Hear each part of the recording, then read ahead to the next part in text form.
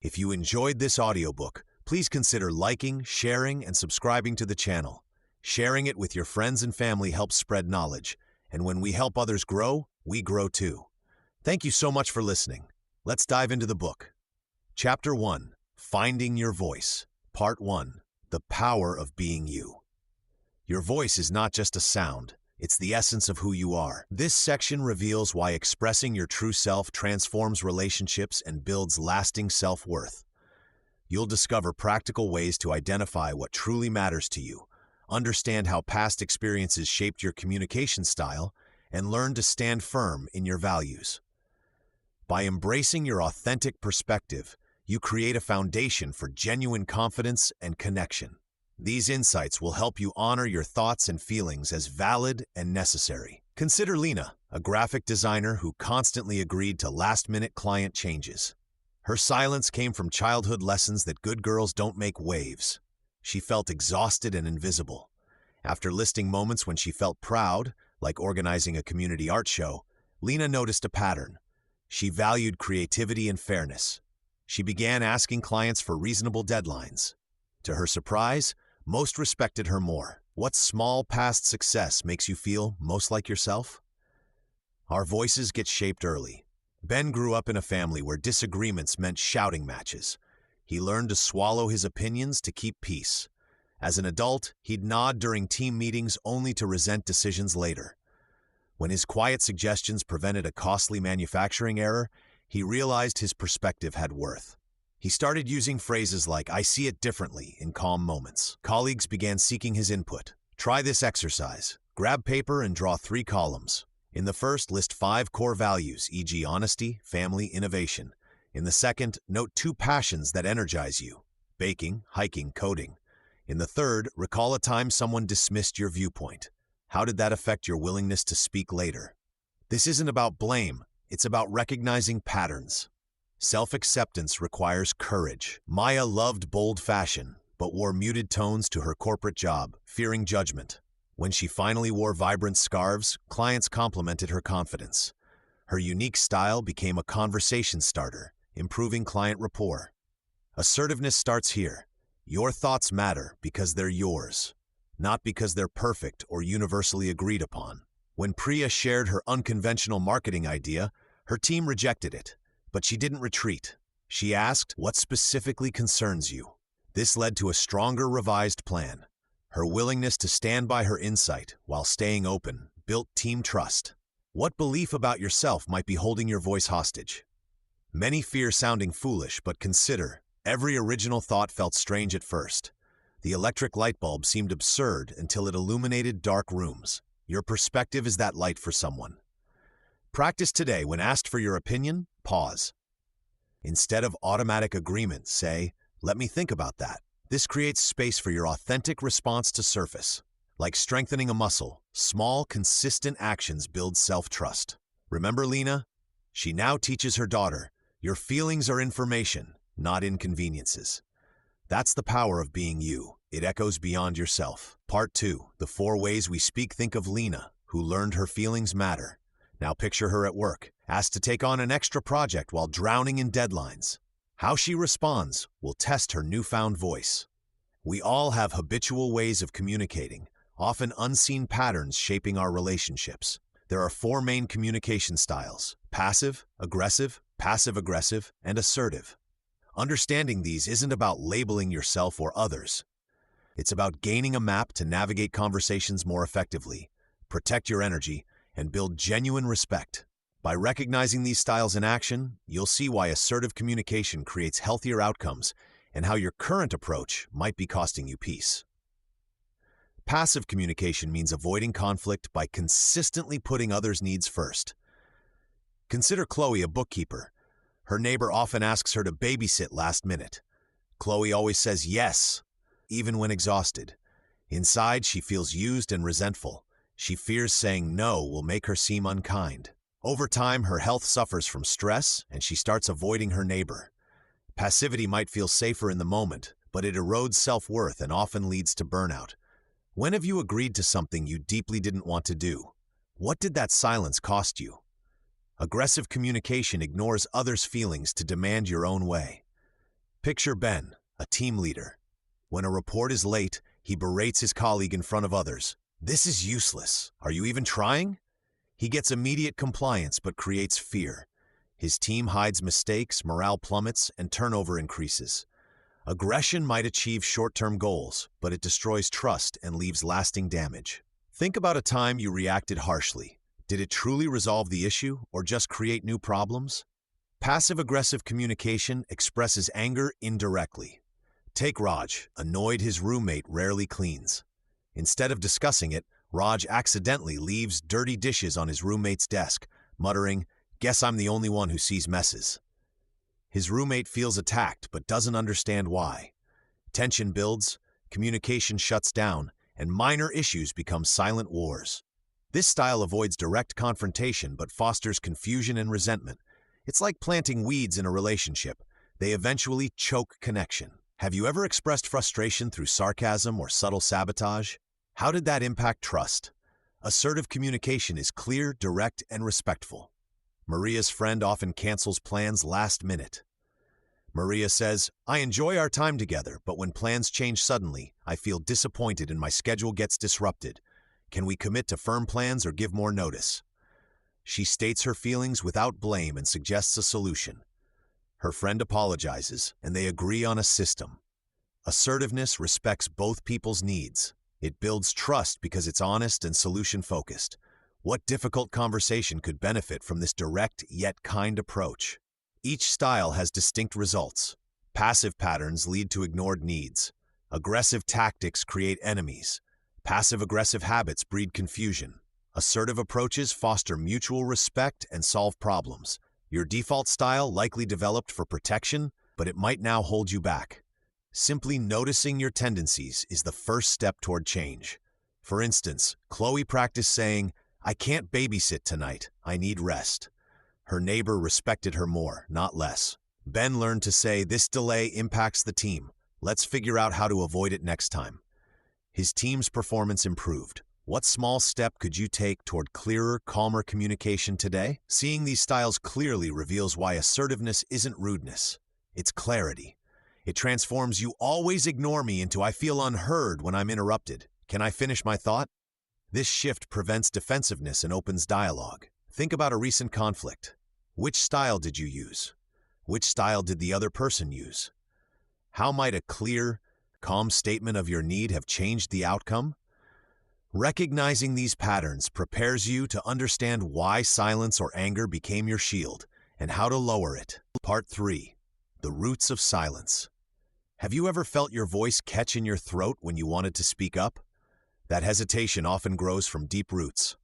This section explores how childhood experiences, cultural pressures, and past wounds shape our silence.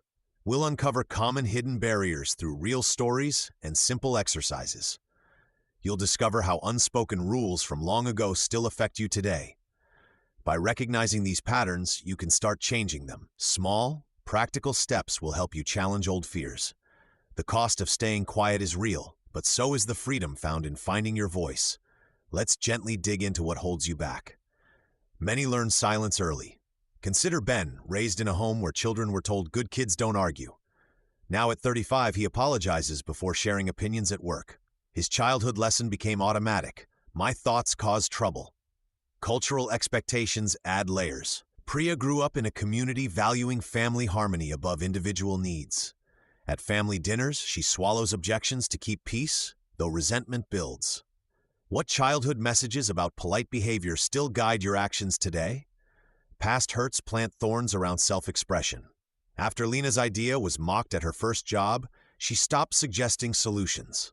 5 years later, she still hesitates in meetings, fearing ridicule. The original wound created a protective habit, better silent than shamed. These patterns operate like background software, running unnoticed. When was the last time you didn't speak up to avoid potential conflict? What did that cost you emotionally? The price of chronic silence compounds. Research shows suppressed emotions increase stress hormones, affecting sleep and immunity. Emotionally unspoken truths create distance in relationships. Mark avoided telling his partner he needed more quality time. Resentment grew until he exploded over small things. Their intimacy suffered for months. What physical or emotional signs tell you you're holding back too much? Try this gentle exercise. Recall a recent situation where you stayed silent but wish you'd spoken. Write 3 answers to, "What was I afraid might happen?" Then write 3 kind responses an understanding friend might give you. This reveals hidden fears and begins rewriting internal scripts. Ben discovered his core fear: people will think I'm difficult. His friend's response: sharing ideas helps teams, it's not arguing. Small steps build new pathways. Start with low-risk situations. Priya practiced saying, "I prefer tea" when offered coffee, instead of her usual, "anything's fine." Each time she expressed a small preference, her confidence grew. Lena set a goal: share 1 idea per meeting. Her first attempts felt terrifying, but colleagues responded positively. What's one safe situation this week where you can practice voicing a preference? These roots don't disappear overnight, but understanding them loosens their grip. Ben noticed his automatic apology before speaking. Just naming it, "There's my childhood rule again," helped him pause. He now takes a breath instead of apologizing. What old message plays in your head when you hesitate to speak? How could you gently challenge it today? These patterns formed for good reasons. They protected you once, but you're stronger now. As we uncover these hidden influences, we prepare to claim something vital: your fundamental right to be heard. Part 4. Your assertive rights. Imagine living with a set of rules that affirm your worth every day. This section explores your fundamental rights in relationships, simple truths like permission to decline requests or voice discomfort. These principles form an invisible foundation for genuine confidence. By recognizing them, you'll transform interactions from draining negotiations into respectful exchanges. We'll examine real situations where claiming these rights rebuilt self-trust and improved connections. You'll learn why prioritizing your needs isn't selfishness, but essential fairness. Consider this your guide to replacing guilt with clarity. Think of personal rights as invisible guardrails keeping interactions safe and respectful. For example, you always have permission to say no without lengthy explanations. You can express feelings like frustration or confusion. Making errors is allowed and expected because perfection isn't human. Changing your mind when circumstances shift is reasonable. These aren't special privileges, they're basic dignities everyone deserves. Anita, a graphic designer, felt exhausted saying yes to last-minute client changes. After learning about assertive rights, she told a regular client, "I can't revise this tonight, but I'll finish it tomorrow at 10 a.m. Her hands shook, but the client simply said, "Understood." Anita's workload became manageable, and the client respected her more for setting clear limits. What request have you recently agreed to while silently dreading it? Many fear being seen as rude when asserting boundaries. Leo worried telling his brother, "I need Sundays for my family," would seem cold. But when Leo explained calmly, his brother adjusted visit times without conflict. Assertiveness isn't aggression, it's stating facts kindly while considering others.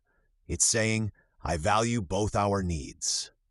Another common right, expressing emotions without self-punishment.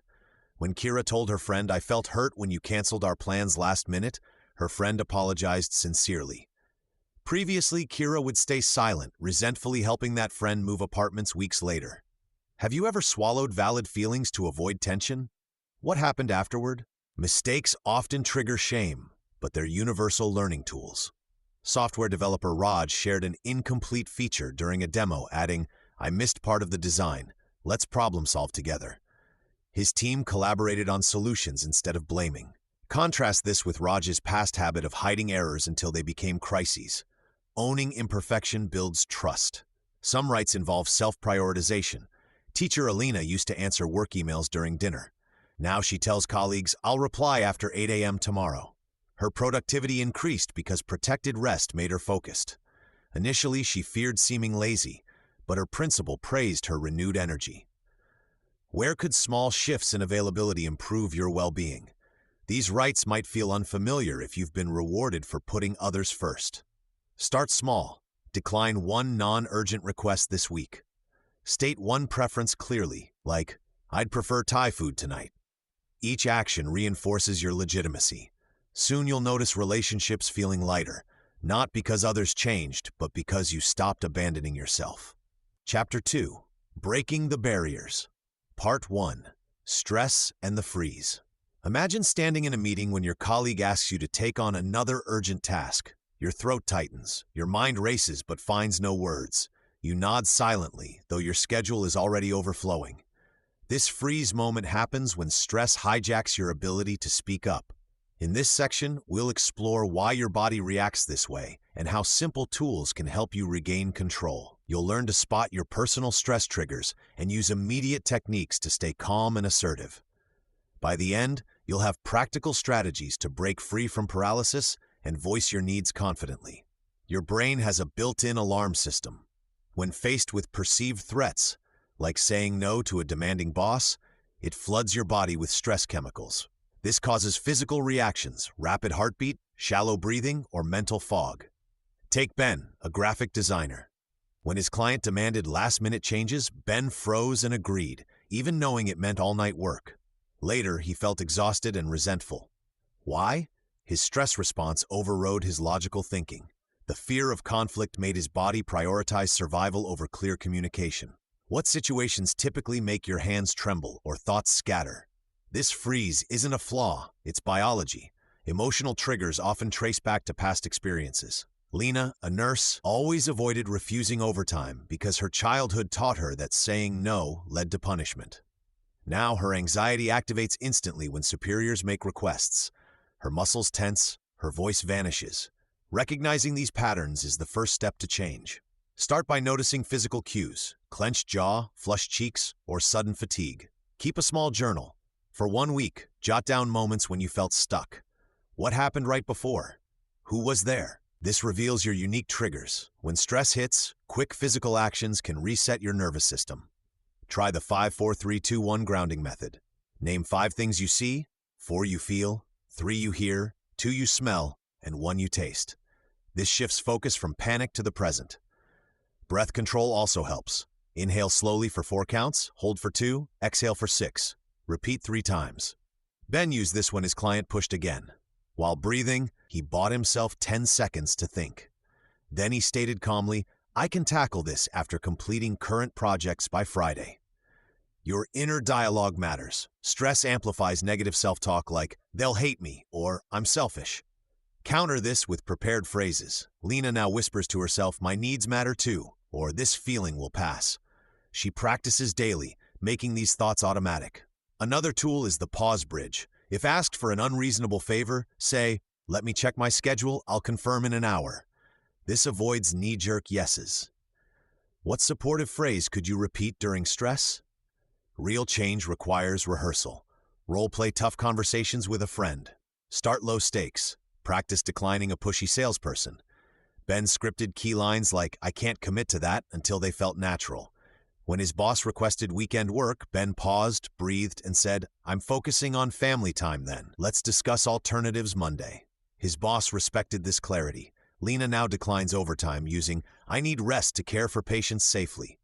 Both found that preparation reduced their freeze response by 70% within weeks. These tools build resilience, but old guilt may surface when you start asserting yourself. We'll address that next. For now, carry one technique in your pocket. Tomorrow, at the first sign of stress, pause, breathe, choose your words. Part 2. The Guilt Trap. After taking those first brave steps to speak up, you might notice an unexpected weight: guilt. That sinking feeling can make you second-guess your boundaries, whispering that you've done something wrong. This section tackles that guilt head-on, helping you understand where it comes from and how to dissolve it. You'll learn practical ways to separate real responsibility from false obligations, using real-life stories and simple exercises. By the end, you'll hold tools to set clear limits without the emotional baggage, freeing you to live more authentically. Guilt often appears when we start saying no because we're challenging old rules. Consider Priya, who grew up in a family where everyone's needs came before her own. When she told her cousin she couldn't lend money, she felt physically ill. Not because her decision was wrong, but because her upbringing taught her that refusing family meant selfishness. Her body reacted as if she'd broken a sacred law. This guilt isn't about logic. It's an emotional habit wired into us by years of putting others first. What early messages did you absorb about saying no? These reactions often trace back to childhood. If you were praised for being helpful or easygoing, you learned your value came from pleasing others. Tomas, a nurse, realized his guilt spiked when declining extra shifts because his parents had always said, "Work hard, never complain." He confused being reliable with being available 24/7. Cultural norms add pressure too, like the idea that women should be nurturing or men should provide. These invisible scripts make guilt feel inevitable, but they're just stories we can rewrite.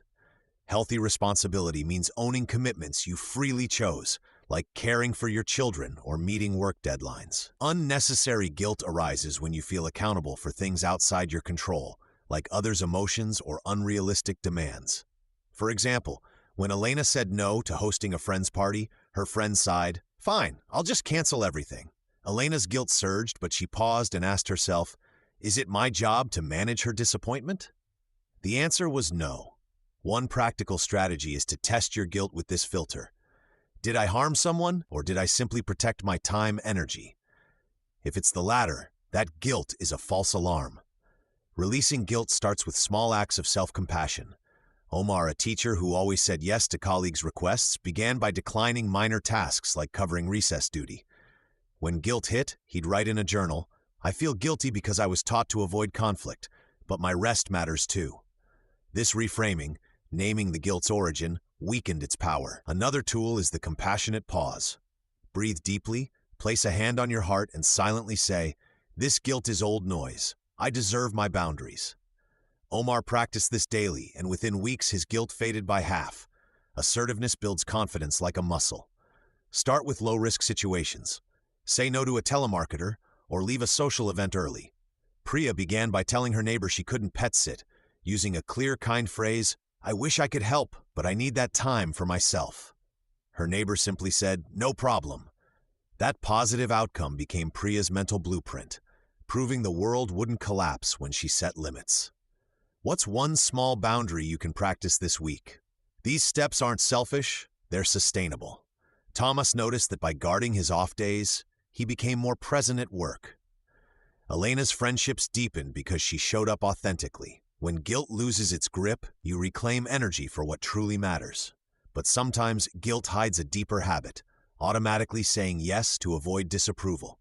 We'll explore that pattern next. For now, if guilt surfaces, greet it gently. Say, "You're a sign I'm growing," and let it pass. Part 3. People-pleasing patterns. Many of us move through life on autopilot, saying yes when we mean no to keep others comfortable. This habit often starts young. Perhaps you learned that agreeing brought praise while disagreement caused tension. Over time, this becomes an invisible script guiding your choices. You might overcommit to projects, swallow frustrations, or avoid honest conversations to dodge potential conflict. The result? Your energy drains while resentment builds. This section helps you spot these automatic patterns. You'll discover where they come from and how they show up daily. With simple exercises, you'll begin reclaiming your voice. Consider Priya, who automatically agrees to cover shifts at work. She fears her manager will think she's unhelpful. Soon she's exhausted and misses her daughter's school play. Or Ben, who stays silent when friends plan weekend trips he dislikes. He worries they'll find him boring. Both are stuck in a cycle, sacrificing their needs to avoid disapproval. What situations make your own yes feel automatic? People-pleasing often roots in early experiences. If caregivers rewarded compliance or punished assertiveness, you might equate saying no with rejection. Cultural messages like "don't rock the boat" reinforce this. Your brain learns that agreeing is safer than risking conflict, even if it means canceling your own plans. Think about Omar, who grew up mediating family arguments. Now, as an adult, he suppresses his opinions to maintain harmony at work. His avoidance leaves him feeling unheard. Spotting these habits starts with noticing physical cues. A clenched jaw when you agree, a sinking stomach as you volunteer. These are red flags. Try this exercise. For 1 week, track every yes that leaves you drained. Note what triggered it. Was it a person's tone? Fear of letting someone down? Next, imagine what would have happened if you declined. Would the consequences truly match your fears? Lena did this and realized her book club rarely noticed when she skipped meetings. Her dread of disappointing them was exaggerated. Breaking the cycle requires small acts of courage. Start with low-stakes situations. I can't join the cleanup committee this month, or I need to reschedule our lunch. Pause before responding. Even 10 seconds helps interrupt autopilot. Carlos practiced saying, "Let me think about that," instead of immediate agreement. This gave him space to consider his bandwidth. With each small no, his confidence grew. What's one commitment you could gently step back from this week? Remember, prioritizing your needs isn't selfish. It's like securing your oxygen mask first on a plane. You become more present for others. As Anita began declining extra tasks, her team learned to plan better. Her relationships improved because she showed up authentically. These patterns took years to build. Changing them takes practice. But each conscious choice rewrites your story. Soon you'll find that respect often follows honesty. Part 4. Rewriting Old Stories. Imagine you've spent years telling yourself a story that you're not worthy of speaking up. This internal tale shapes every yes when you mean no, leaving you exhausted and resentful. We all carry these old narratives, formed in childhood or past experiences, that whisper we're too selfish, too weak, or too unimportant to set boundaries. This section offers creative tools to rewrite those stories. You'll learn to spot limiting beliefs, reframe them with journaling and roleplay, and build new mental scripts that empower your voice. By shifting your inner dialogue, you'll create lasting change, turning self-doubt into confident assertiveness. Let's begin transforming the stories that hold you back. Think of your mind as a book. Each chapter is filled with beliefs like, "I must avoid conflict," or "my needs come last." Ben, a graphic designer, believed he'd lose clients if he pushed back on deadlines. He'd stay silent when overloaded, working nights to please others. This story left him burned out. Where did it start? Perhaps in school, when a teacher praised him for never complaining. Over time, such experiences cement into rules that feel true. But they're just stories, and stories can be edited. What old belief about yourself feels like an unchangeable fact? Journaling helps uncover these hidden tales. Start by writing down moments when you felt unable to say no. Describe the emotions and thoughts that arose. Next, challenge them. Ask, is this belief based on evidence or fear? Elena, a nurse, journaled about her guilt when declining extra shifts. She wrote, "I'm letting my team down." Then she asked, is this true? She realized her team respected peers who set limits. She reframed it. My rest makes me a better caregiver. Try this now. Pick a recent time you avoided saying no. What did you tell yourself? How could you rewrite it? Roleplay takes this further by practicing new narratives. Carlos struggled to ask for a raise, fearing he seemed greedy. He roleplayed with a friend, first as his old self, apologetic and vague, then as a confident version, stating clearly, "My work added $50 in revenue. I'd like to discuss fair compensation." After 3 tries, his voice steadied. The fear lessened because he rehearsed success. You don't need a partner. Talk to a mirror. What's one situation where you'd like to assert yourself? Act it out first with your old story, then with your rewritten one. Notice the difference. Visualization anchors these changes. Picture yourself in a challenging scenario, feeling calm and strong. Priya visualized saying no to her demanding sister. She imagined her sister's protest, then herself breathing deeply and replying, "I care about you, but I can't help this time." She felt her shoulders relax as she held her ground. Do this daily for 2 minutes. See the details. The room, your posture, your clear voice. How would it feel to speak your truth without guilt? These tools build on each other. Journaling exposes the story, roleplay tests the rewrite, and visualization cements it. Ben used all 3. He journaled his fear of losing clients, role-played negotiating timelines, and visualized happy clients respecting his boundaries. Within weeks, his confidence grew. His new story? My boundaries create better work. When a client pushed for rush work, Ben said, "I can deliver part now or all in 2 weeks." The client chose the latter and thanked him. What small step could you take today to start rewriting your story? These shifts prepare you for handling stress. When old doubts surface, you'll have a toolkit to stay grounded. Next, we'll explore managing those moments when anxiety tries to silence you. For now, remember, your story isn't fixed. With each edit, you reclaim your voice. Chapter 3, Speaking Up, Step by Step, Part 1, Small Wins, Big Changes. Consider the everyday moments where you hesitate to speak up. That pause when someone asks where you want to eat, or when you bite back an idea during a casual chat. These small situations hold surprising power. By practicing assertiveness in low-risk settings, you build confidence muscles that prepare you for bigger challenges. This section explores how tiny victories, like requesting a schedule change or voicing a preference, create lasting change. You'll discover practical ways to spot opportunities and celebrate progress, turning brief moments into stepping stones towards stronger self-expression. Ben always agreed to lunch spots chosen by coworkers, though he hated sushi. One Tuesday, he took a breath and said, "Actually, I'd prefer the sandwich shop today." His heart raced, but the sky didn't fall. His colleague simply nodded. That minor win gave Ben the courage to later suggest a workflow tweak in a team meeting. Like lifting weights, assertiveness strengthens through repetition in safe environments.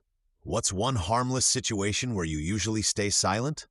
Could you speak up there tomorrow? Research shows small behavioral changes rewire our brains over time. Each time you state a preference or ask for what you need, you challenge the belief that your voice doesn't matter. Chloe practiced by telling her barista, "I asked for oat milk. Could you remake this?" Though anxious, the polite correction worked. She later applied this skill to negotiate a deadline extension at work. These moments build what psychologists call assertiveness self-efficacy, trust in your ability to express needs. Try this exercise. For 3 days, note moments when you suppress minor opinions or requests. On day 4, pick one situation to act. If Maya typically endures a cold office, she might say, "Would you mind if I adjust the thermostat slightly?" Whether the outcome succeeds matters less than the attempt. Reward yourself mentally afterward, even with a simple, "I did it." This reinforces the behavior. What tiny opportunity might you identify today? Resistance often comes from within. Thoughts like, "It's not important enough," or "I'll bother them," stop us. Yet small acts of assertiveness teach others how to treat us. When Leo started requesting his manager summarize action items after meetings, his team adopted the practice. His minor initiative improved group clarity. Studies confirm that those who practice micro-assertiveness experience 34% less burnout within 6 months. They also report higher self-worth. As these skills grow, you'll naturally progress toward boundary setting. Tomorrow, when choosing coffee with a friend, state your order first rather than mirroring theirs. These are rehearsals for life's bigger moments. Soon, saying no to unreasonable demands will feel less daunting because you've built resilience through daily practice. Remember, confidence isn't born in grand speeches. It's forged in quiet moments where you choose to honor your voice. Part 2. The Art of Saying No. Saying no can change your life. Many people struggle with it because they fear upsetting others or being seen as unkind. This section offers clear steps to decline requests confidently and kindly. You will learn practical phrases, understand why refusal feels hard, and manage the emotions that follow. These tools help you protect your time and energy, making no a positive choice for healthier relationships. Imagine reclaiming hours each week simply by setting clear limits. That freedom starts here. Why does no feel so heavy?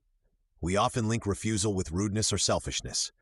Leo, a teacher, accepted every committee role at school until he missed his son's play. He realized constant yeses meant broken promises to himself. Like Leo, you might worry about disappointing people, but declining one request often makes space for what truly matters to you. What important moment have you missed by overcommitting? Start by shifting your mindset. Refusing isn't rejection, it's prioritization.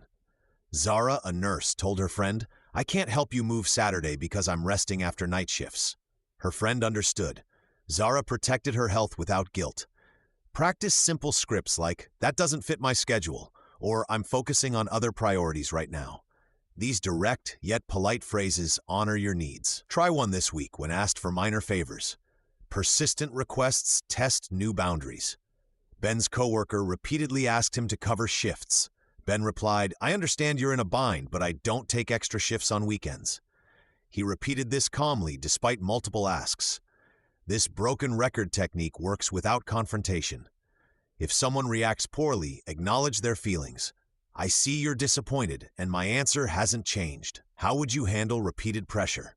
Guilt often surfaces after saying no. Remind yourself that boundaries create respect. Maya declined a family gathering to finish a project. She initially felt selfish, but later delivered exceptional work. Her relief outweighed the guilt. Note how you feel after agreeing versus declining. Which choice leaves you energized? For big requests, try a delay tactic. Say, I need to check my calendar. I'll reply tomorrow. This avoids rushed yeses. Omar used this when his boss proposed extra duties. He reflected overnight, then declined, suggesting a colleague better suited. His thoughtful refusal strengthened his reputation. What request could you pause next time? Embrace no as a gift to yourself and others. It teaches people your true capacities and encourages them to solve problems independently. Every refusal protects your energy for meaningful yeses. As you practice, discomfort fades. Start small. Decline a non-urgent email today. Your confidence will grow, preparing you for tougher conversations ahead. Part 3. Handling pushback. Setting boundaries often invites resistance. This section prepares you for that reality. When you start saying no, some people may react negatively. They might push harder, try to make you feel guilty, or express anger. This pushback is common, but it doesn't mean you're wrong. It often signals that your boundary was necessary. We'll explore how to handle reactions like manipulation or pressure with calm confidence. You'll learn practical ways to stay firm without escalating conflict. Real stories will show these strategies in action. By the end, you'll feel stronger in maintaining your limits, even when others challenge them. Layla declined her friend Zoe's request to help move apartments for the 3rd time that year. Zoe responded, "After all I've done for you, I thought you cared about me." This guilt-tripping is a common pushback tactic. Layla felt a knot in her stomach, but paused. She acknowledged Zoe's feelings. "I understand you're disappointed." Then she restated her boundary. "My schedule won't allow it this weekend." She avoided justifying or arguing. What physical sensations do you notice when someone challenges your boundaries? Those are cues to pause. Anger is another frequent reaction. When Ben told his coworker Rohan he couldn't cover a shift, Rohan snapped, "You're being selfish." Ben kept his tone neutral. "I hear you're frustrated. My decision stands." He didn't take the bait to defend himself. Instead, he redirected the conversation. "Let's discuss solutions when things calm down." This approach prevents unproductive conflict. Practice short phrases like "I've given my answer" or "let me think on that" to create breathing room. Manipulation can be subtle. Priya's mother often said, "If you loved me, you'd visit more." Priya learned to respond with empathy and clarity. "Mom, I love you. My visits will be monthly, not weekly." She repeated this calmly, like a broken record when pressured. How might you restate a boundary without elaboration? Rehearsing helps. Real change takes practice. Carlos felt shaky saying no to his boss until he role-played with a friend. When his boss insisted, "This project needs you," Carlos said, "I respect the urgency. My current workload means I can't take it on without delays." His boss paused, then delegated elsewhere. Carlos's consistency built mutual respect. Emotional reactions are natural. If your heart races or palms sweat, try grounding techniques. Breathe slowly for 5 seconds, feel your feet on the floor, or sip water. These interrupt the stress cycle. Remember, others' reactions reflect their needs, not your worth. Pushback often lessens as people adjust to your boundaries. Lena's sister criticized her career choices. Lena replied, "I value your concern, but this is my path." After 3 calm repetitions, her sister stopped. Each time you hold firm, you reinforce your confidence. Now consider an upcoming interaction where you might face resistance. What one phrase can you prepare? This resilience prepares you for our next topic, saying yes with full intention. Part 4. The assertive yes. Saying yes can be just as powerful as saying no when done with purpose.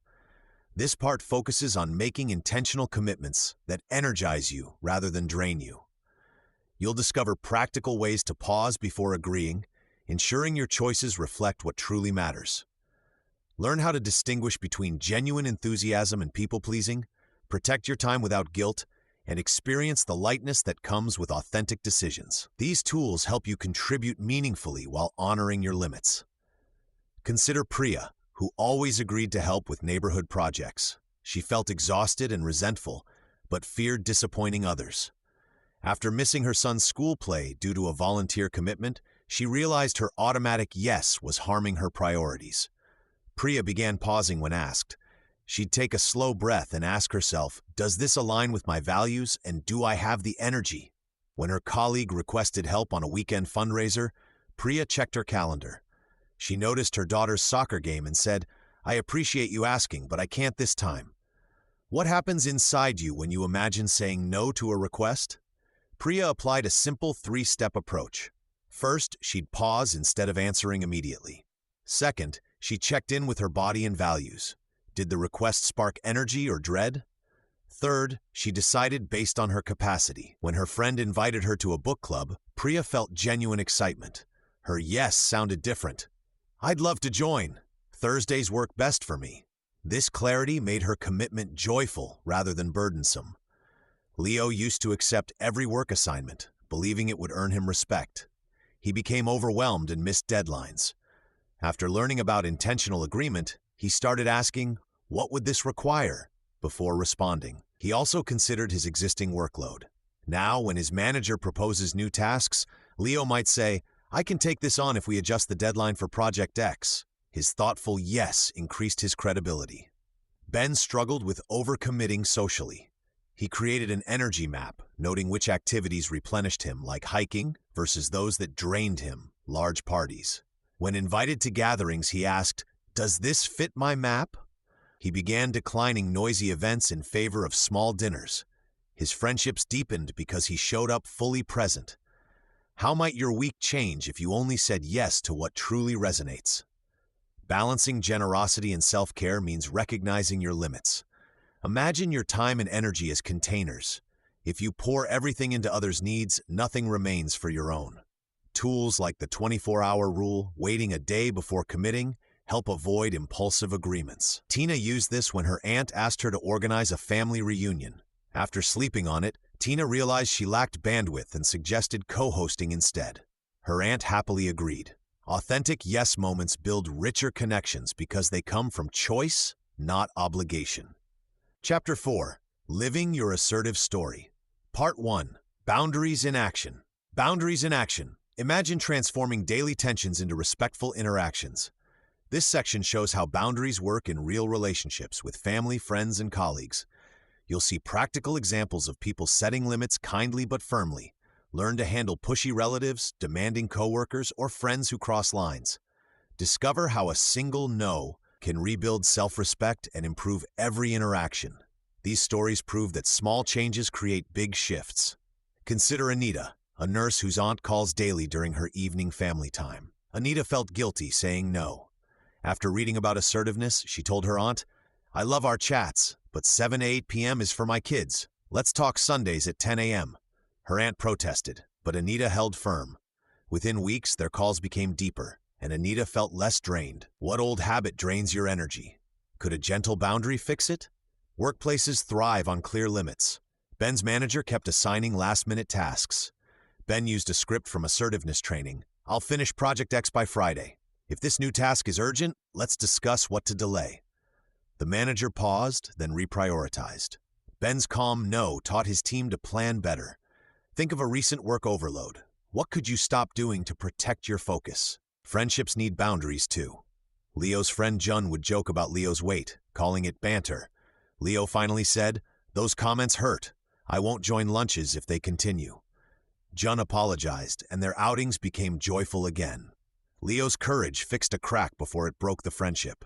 When did you last swallow hurt to keep peace? What phrase could address it next time? Guilt often follows no. Priya refused to lend money to her brother again. He accused her of selfishness. She acknowledged his anger but said, I can't loan cash, but I'll help you budget. He declined, yet Priya slept soundly, knowing she'd broken a toxic cycle. Her consistency later inspired him to seek financial counseling. Guilt fades when values guide actions.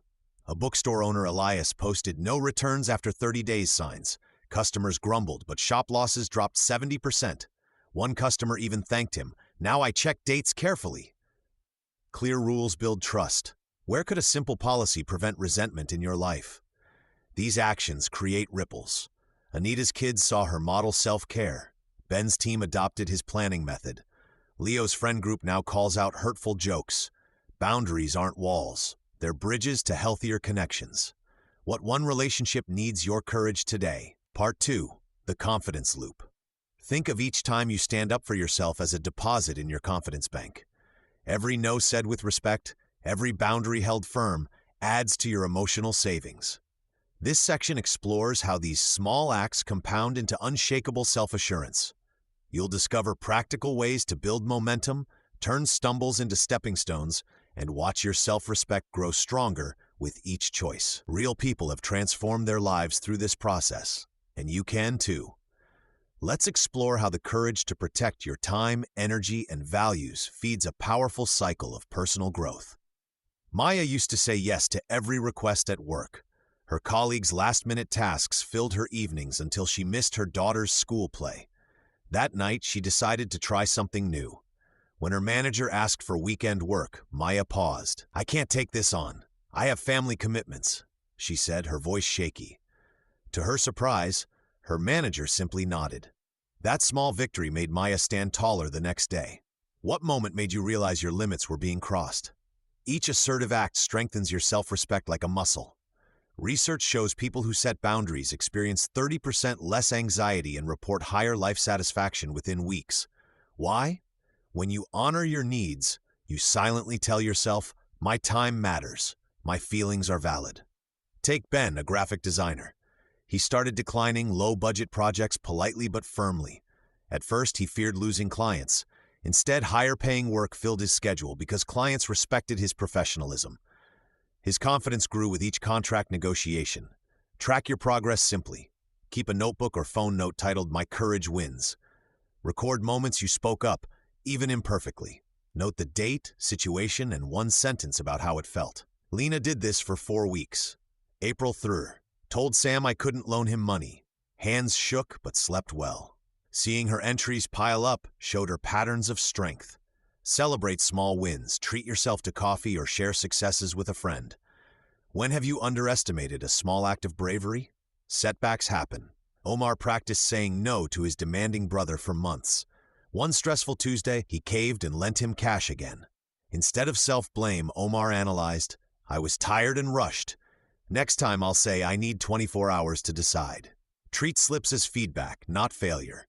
Studies show people who reframe setbacks as learning opportunities bounce back 50% faster. Your confidence loop isn't broken by mistakes. It's reinforced when you adjust and try again.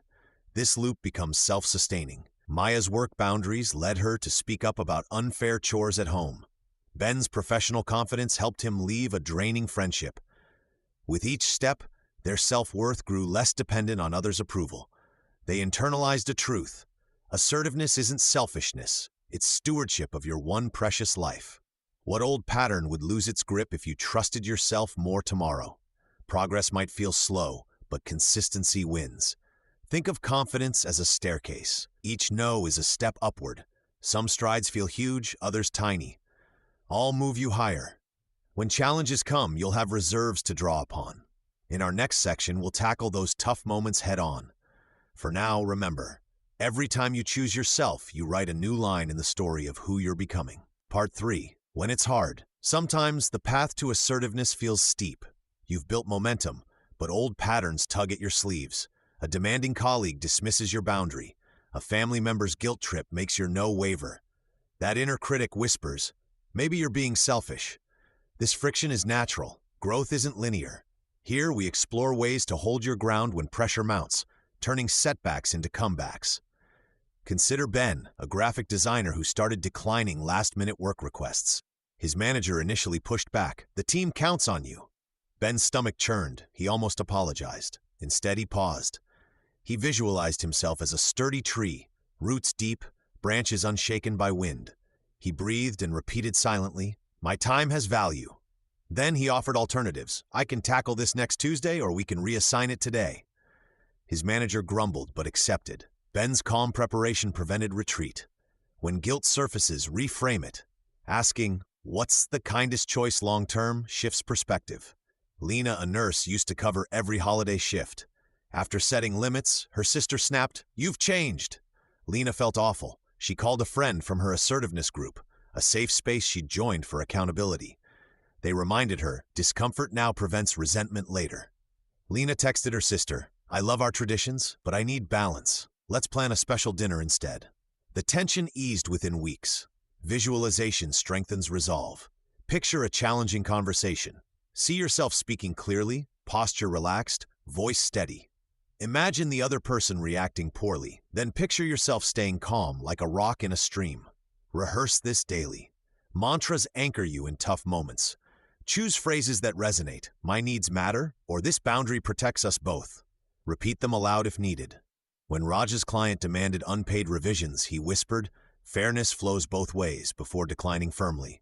The client respected him more afterward. Setbacks? Normal. After months of progress, Maya agreed to host a party despite exhaustion. She regretted it instantly. Instead of self-blame, she journaled, "I slipped. Why? I feared seeming unfriendly." She then planned better. Next invitation, she'll say, "I'd love to celebrate you another way. Let's grab coffee." What recent stumble taught you about your triggers? Self-compassion is fuel. Treat yourself as you would a friend. After a hard day, acknowledge, "That was tough. I'm learning." Progress hides in small acts, pausing before agreeing, saying, "I'll think about it," to buy time. Each effort rebuilds resilience. Support networks make a difference. Share your goals with one trusted person. When Leo's father criticized his career change, Leo texted his support buddy, "He says I'm reckless." His friend replied, "Remember your why?" Leo responded to his father, "I understand your concern, but this is my path."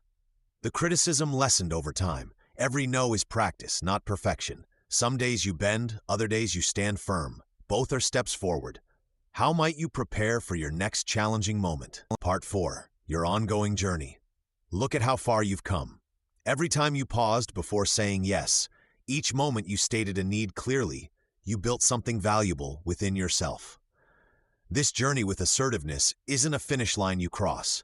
It's a path you keep walking, learning and growing stronger with every step. This section offers tools to help you see your progress clearly, celebrate your wins, and chart your course forward with renewed confidence and purpose. You'll discover practical ways to keep building your skills, making your assertive voice a natural part of your story. Think back to where you started.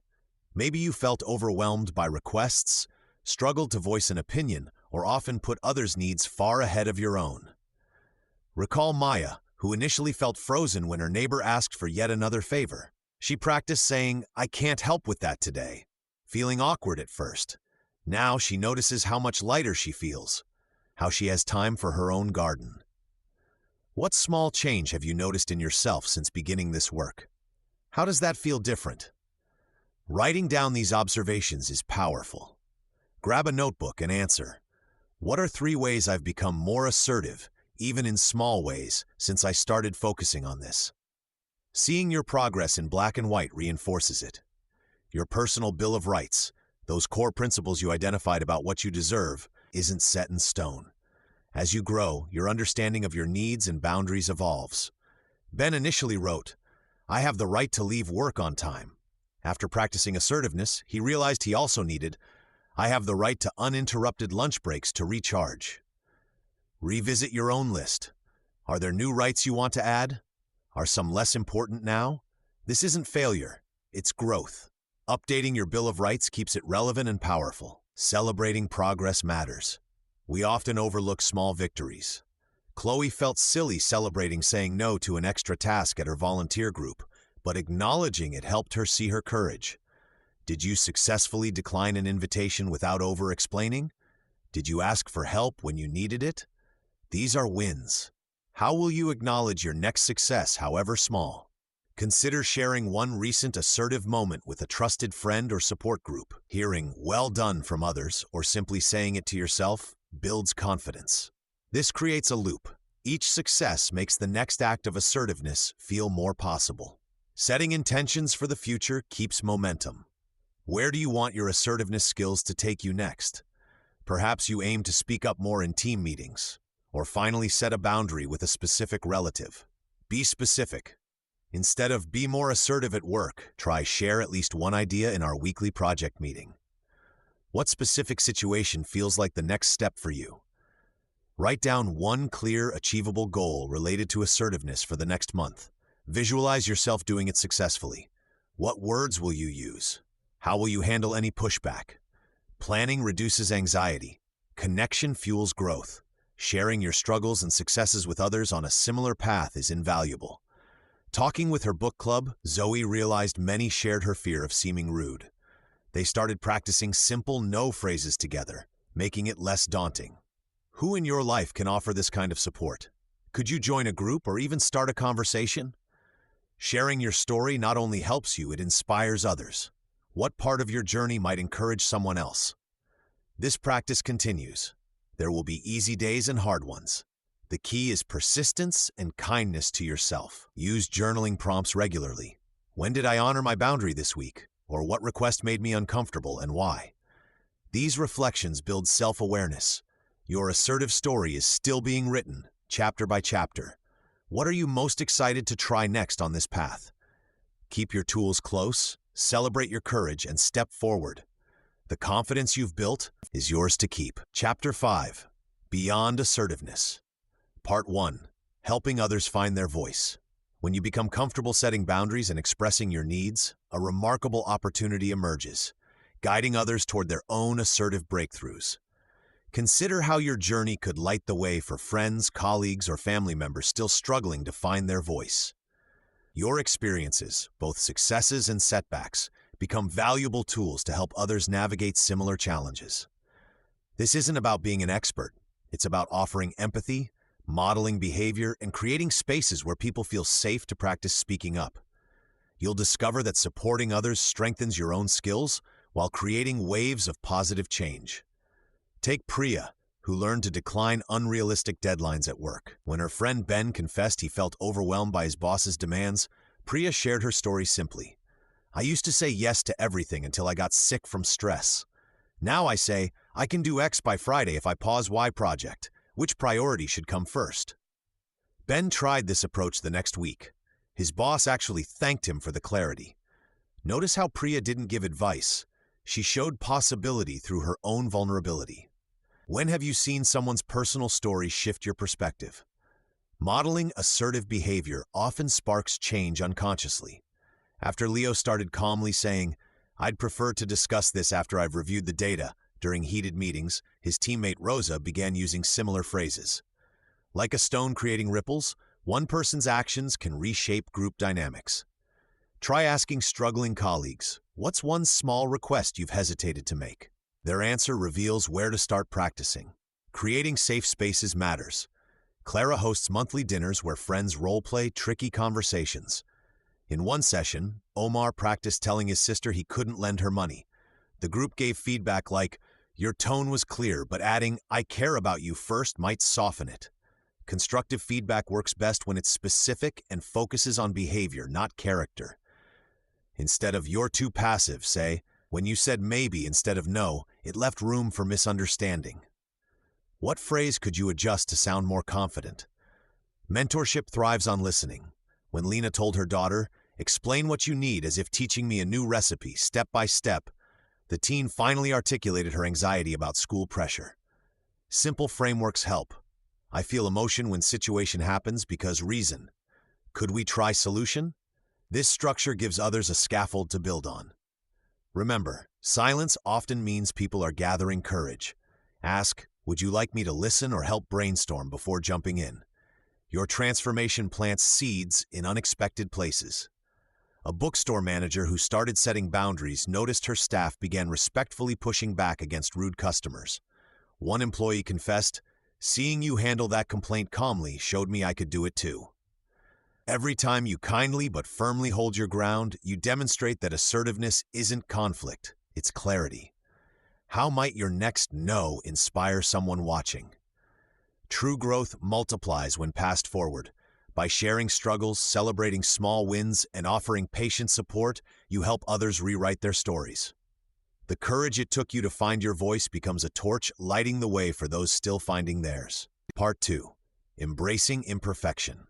Consider this, the most inspiring leaders, mentors, and communicators aren't those who never stumble. They're people who handle stumbles openly and keep moving. Leo, a graphic designer, once canceled a weekend project last minute after agreeing to it. He felt terrible, but instead of hiding, he told the client, I messed up by overcommitting. I need to fix my process to prevent this. How can we adjust? The client respected his honesty. They found a solution together. Leo learned that mistakes aren't failures. They're signposts pointing to where we need practice. What might your last slip-up teach you about your own growth? Assertiveness isn't a switch you flip once. It's a skill built through repetition, like learning an instrument. Early on, you'll hit wrong notes. Mina, a nurse, practiced saying no to extra shifts but accidentally snapped at a supervisor. She felt ashamed. Then she remembered. Progress isn't linear. She apologized briefly. I spoke harshly. That wasn't fair, and restated her boundary calmly. This repaired trust and clarified her needs. When you fumble, ask, what boundary was I protecting? Did my method match my intention? Answers become your roadmap. Perfectionism paralyzes. It whispers that unless you deliver the perfect no, you've failed. Raj, a teacher, avoided setting limits with pushy parents for years, fearing awkwardness. His breakthrough came when he reframed imperfection as data. After a hesitant, I can't take calls after 7 p.m., he noted his racing heart and vague wording. Next time, he prepared, I'll respond to emails by 10 a.m. the next day. Each attempt gave him feedback. Try tracking your efforts in a journal. What worked? What felt off? Adjust one small thing next time. Self-compassion transforms setbacks. Imagine a friend botched a tough conversation. Would you berate them? Probably not. Offer yourself that same grace. When Elena backed down from negotiating a raise, she wrote down 3 things. I was nervous because I value my role here. I'll practice with my mentor Thursday. My worth isn't defined by this moment. This softened her self-criticism. Research shows treating yourself kindly after mistakes boosts resilience. Next time guilt hits, pause. Would I judge someone else this harshly? Vulnerability fuels connection. Carlos shared with his team how he'd agreed to unrealistic deadlines, then missed them. I'm learning to push back sooner, he admitted. To his surprise, colleagues shared similar struggles.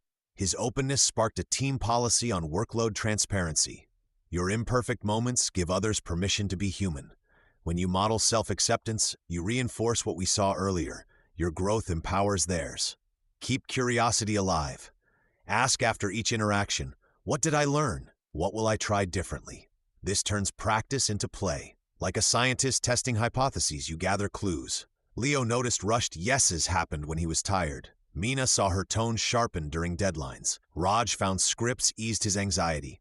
Small insights compound. Remember, even a failed no strengthens your voice if you listen to what it reveals. Part 3. The ripple effect. Consider this. Your choice to speak up doesn't just change your life. It shifts the world around you. When you set boundaries clearly and kindly, you create a blueprint others can follow. This section explores how your growing assertiveness sparks positive change in your relationships, work, and community. You'll see real examples of how one person's courage rebuilds family trust, reshapes workplace culture, or inspires neighborhood action. These stories show that your voice matters far beyond yourself. You'll learn to spot the subtle shifts you create and feel empowered knowing your actions help others find their strength. Lena worked at a busy design firm where late-night requests were normal. She felt overwhelmed but feared pushback. After learning assertive techniques, she told her manager, I can't work past 6 p.m. on short notice anymore. Let's discuss deadlines earlier. Her manager agreed reluctantly. Within weeks, 2 teammates tried similar requests. 6 months later, the company implemented no after-hours emails policy. Lena's action created psychological safety, the feeling that it's okay to speak up. Her team now solves problems faster because people share ideas freely. What small boundary could you set that might shift your workplace culture? Families often mirror old patterns. Carlos always hosted huge holiday meals to please relatives, leaving him exhausted. One year, he said, I love having everyone, but I need help. Can each family bring 1 dish? His aunt grumbled, but cousins thanked him privately. Next gathering, 3 others volunteered to host. Carlos's honesty broke an unspoken rule of silence around family stress. His children started expressing their needs more openly too. Research shows assertive parenting models healthy communication, helping kids manage conflict better. Where might your honest no create space for others in your family? Communities thrive when individuals act. Fatima noticed dangerous potholes near her apartment, but assumed officials wouldn't listen. After practicing assertive scripts, she emailed the city council. These potholes risk accidents. Can we fix them by next month? She included photos and resident signatures. The repairs happened in 3 weeks. Her neighbor Sam, who saw her success, organized a park cleanup. Fatima's approach was replicable, specific, solution-focused, and collaborative. Studies find community initiatives often start when one person demonstrates achievable action. When did someone else's courage inspire you to try something new? Resistance is natural but temporary. Initially, people may test your new boundaries, like Lena's manager or Carlos's aunt. Consistency turns skepticism into respect. Notice what changes: fewer interruptions during your focus time. A friend finally setting her own limits? Celebrate these signs. They prove your influence. Keep a ripple journal noting when your assertiveness helped others.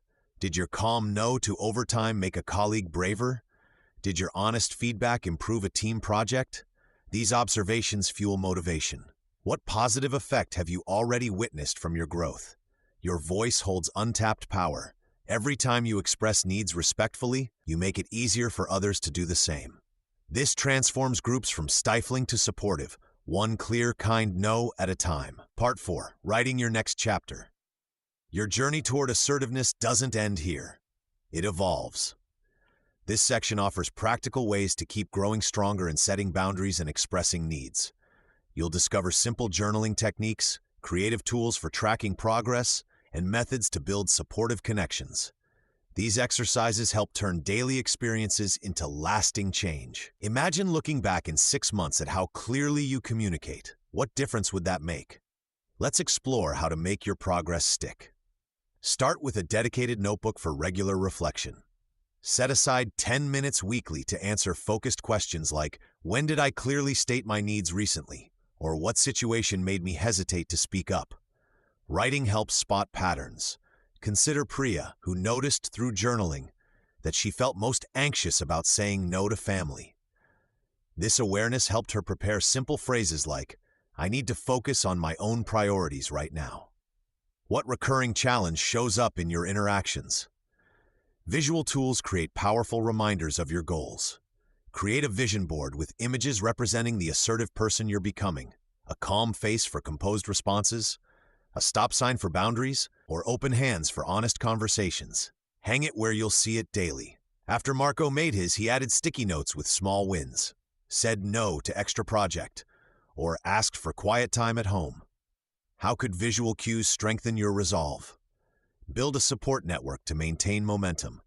Share your goals with one trusted friend and schedule monthly check-ins. Better yet, form a small group where members discuss challenges and practice responses together. When Alara joined such a group, members role-played tough conversations, giving feedback like, try shorter sentences, or your tone was firm but kind. Who in your life would encourage your growth? Develop personal rituals to reinforce progress. Every Sunday, review your journal entries and choose one situation to handle differently next week, or create a boundary mantra to repeat when stressed, such as, my needs matter too. After setbacks, practice self-compassion. Acknowledge the effort rather than judging the outcome. What small ritual would anchor your commitment? Plan your next steps. Write a letter to your future self describing how assertiveness has improved your relationships and well-being. Then list 3 upcoming opportunities to practice, perhaps declining an unwanted invitation or requesting a work resource. Finally, consider how you'll help others. Maybe by sharing your story with a hesitant colleague or modeling calm refusal when your friend Ben struggles. What's one action you'll take this week to strengthen your voice? Every choice writes your story.